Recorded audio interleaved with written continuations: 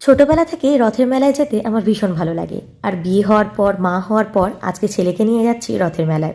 সঙ্গে ছিল ননদ আর শাশুড়ি।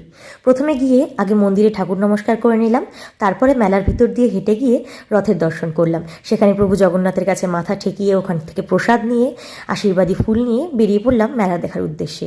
মেলা কিন্তু অন্যবারের তুলনায় এবার অনেক জাঁকজমক হয়েছিল, আর ভিয়ান ওর ঠাম্মির কাছ থেকে প্রচুর খেলনা কিনে নিল।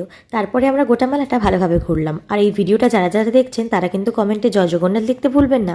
হঠাৎ দেখি সামনে একটা গোলা স্টল, আর সেটা দেখে শাশুড়িমার কাছে জেদ ধরলাম, মা গোলা খাবো। আর শাশুড়িমাও তেমনি আমাকে নিয়ে গেল গোলা খাওয়াতে।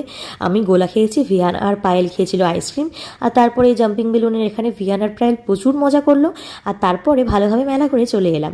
আর শেষে কিন্তু আমরা ঠাকুরের ভোগও নিয়ে এসেছিলাম। ভিডিওটা ভালো লাগলে লাইক করবেন, আর চ্যানেলে নতুন হয়ে থাকলে চ্যানেলটা সাবস্ক্রাইব করতে ভুলবেন না।